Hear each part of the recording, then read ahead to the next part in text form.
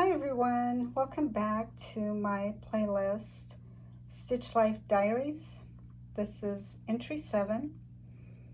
It is Saturday, May the 10th, and I'm getting ready to sit down this evening and work on Japanese garden. This is a WIP I have had since last year. My start date was February 9th, 2024, and then I set it down and then I picked it up again sometime in April, and I worked on it for about 7 sessions in April of last year, and then that's it. So this is, like I said, Japanese garden. It's stitched on 16 count blue Aida cloth. It is a kit, so that's what it came with, this blue Aida cloth, 16 count. And this is what I have done so far.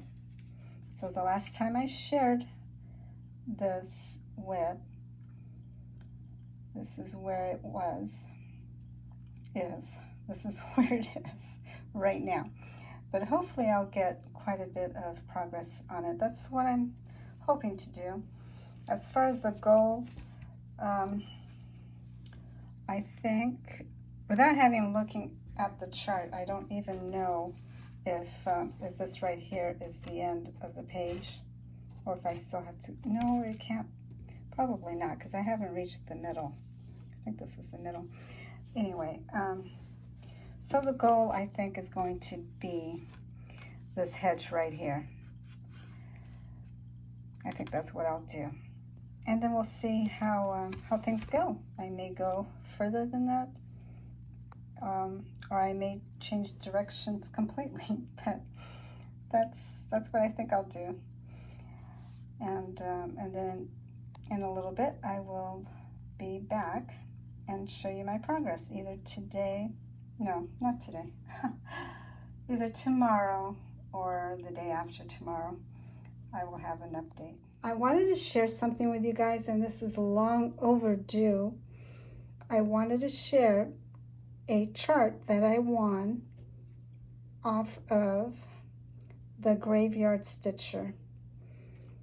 I won this chart, and it wasn't just last month, it was longer than that, and I keep forgetting to share this, but I wanted to give her a call out, a shout out, to say thank you for it. And not only did she give me this beautiful chart, which is called A Murder of Crows by Lottie Da, she also sent me some stitching kindness, and look at what she made for me. Isn't that sweet? She made a little key fog, and I think it's so well made, just so beautiful. And so when I opened it up, I was not expecting this little guy. I was just expecting the chart. But then I saw this little package that was wrapped, and it was a little owl key fog. It's just so cute, so cute. Thank you, Ashley, if you're watching this. Thanks again so much for that. That was very thoughtful of you. And I will put her link to her channel, The Graveyard Stitcher. Her name is Ashley, and I definitely recommend that you guys go pay her a visit. It is May 15th, and here is my progress on Japanese garden. So in the last clip, you saw that I had left off here the last time I had worked on it. So I had this much done, and so I picked up and went, I headed down towards the hedge like I said I was going to do, but I decided not to do it. I decided to go this way instead, and I'm glad I did, because it's nice to see the tree starting to shape up, and I'm having a lot of fun with it. I've had no problems, no frogging, and no fudging either. So I'm really happy about that. And I think it's because I'm going square by square rather than jumping around using up the color, which I've done in the past, and I have found that by doing that I do make more mistakes. So I'm going to continue to do stitching that way and see if that doesn't help. I think it's helping, because I probably would have made a mistake somewhere in here if I hadn't done that. But anyway, I don't know if I'm going to continue on this, but I think I'm done. I think I'm ready for either pick up another WIP of mine, or maybe find a small project to start. I don't know, we'll see. Stay tuned and find out. Hi everyone, it's May 17th. It's a Saturday afternoon, and I'm sharing a new start / finish. So Thursday, I wasn't sure if I was going to continue to work on Japanese garden, but I did decide not to, and I just had that startitis fever coming on, and I decided, well, I don't want to start any project that's large, so I'm going to do a really tiny project and see if I could just fix that urge so that I can go back to my WIP pile and choose another WIP to work on. And I think this worked. I think I took care of that urge to start something new. I did go ahead and start this small little project here. I received this pattern when I ordered some fabric, so it was in the package with it, and it's a free pattern. You guys can find it online. I will put a link to it in the description box so that you can go right to it if you guys are interested. I didn't use the call out floss. I did use the black, but I think that was it. All the other colors were just my chosen preferred colors from my floss stash, and I thought, well, it's a good way to just use that up. Some of the floss, I don't even know what, if it's DMC or what it is. I just have a bag where I have just a bunch of leftover floss that I throw in there, and from here on out, when I have extra floss, I'm going to label it, whether it's DMC, the number of it, or if it's some other thread from a different kit. I will start doing that. But now, you know, I had a bag of all these colors of floss that I had no idea what they are. I went ahead and just started pulling some colors out, and this is what I ended up doing. So, like I said, not the call out colors, and I added some French knots here to mimic flowers. And then there are little black X's here to, you know, those are supposed to be bees. And I decided not to do them. I just did these here. And that's it. That's really all I did that's different, which is a lot, I guess. I suppose I did quite a few changes, but I like it. It looks nice. I may turn it into like a greeting card. I'd like to try that. I have not done that yet, so I will probably do that. So I finished my little project here, and I fully finished it. So I had some cards in my storage, because I used to make cards gosh, eons ago. I used to dabble in it. I didn't do many, and I have a whole bunch left. So I went in there and I grabbed a card, and it fits perfectly. And it's just blank. It comes with an envelope.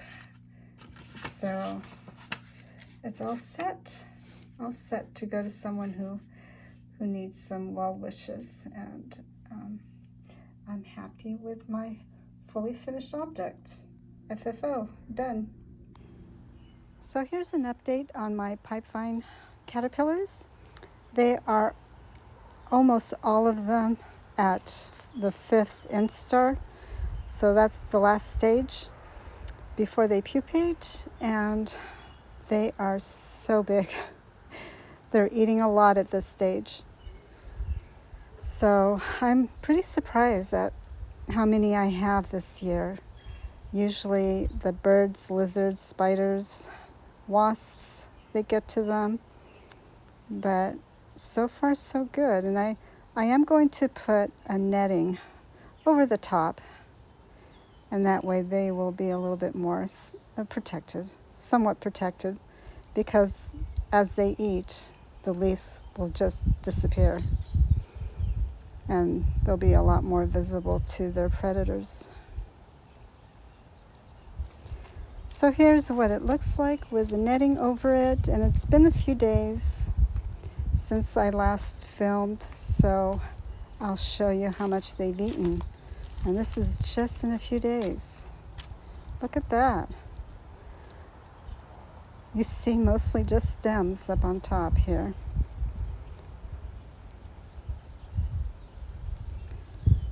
So soon, well, even now, some of them are walking away from the plant to find a place to pupate.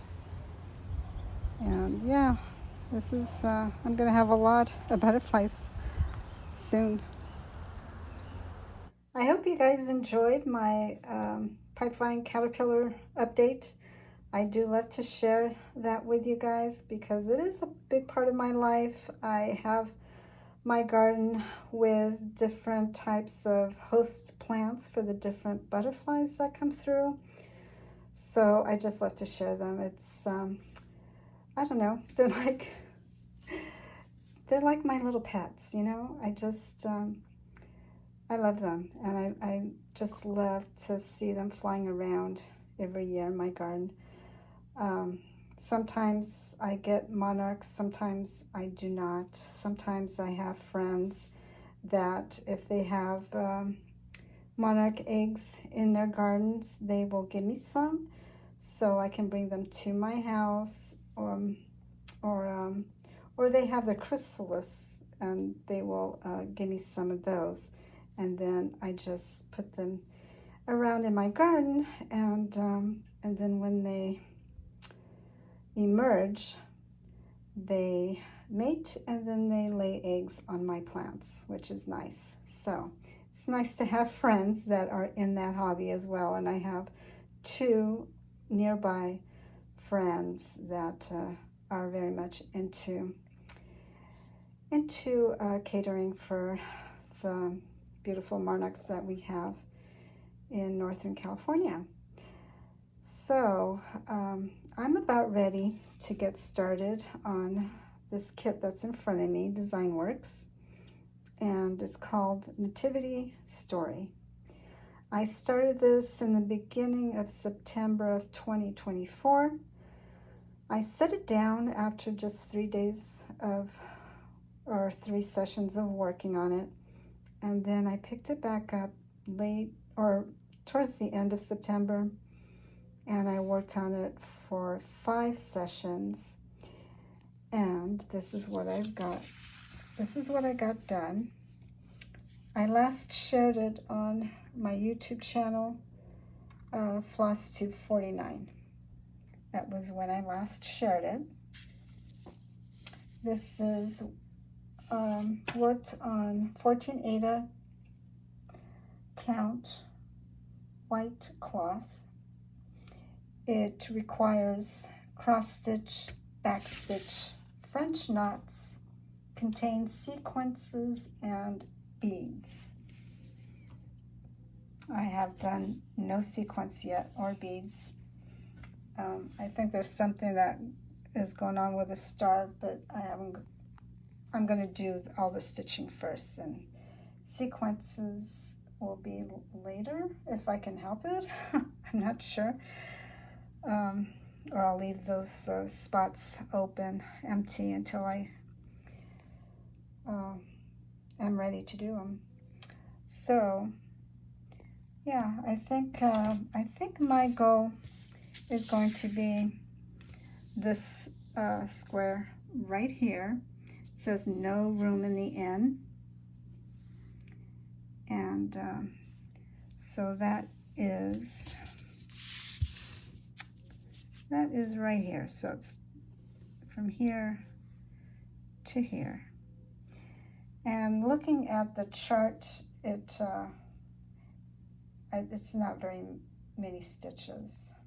It is May 18th. It's a Sunday afternoon, and I wanted to show you guys what I got done last night. So even though I'm not done with this square, I am going to continue to work on it, and I'm going to end my video here. And if you guys are interested in seeing further progress on this, then hit that notification bell if you haven't already, and it will notify you when I get my next video up in this playlist. It will be entry number 8, and so you'll know exactly when it's up and ready to view. So I want to thank you guys so much for watching my video to the end.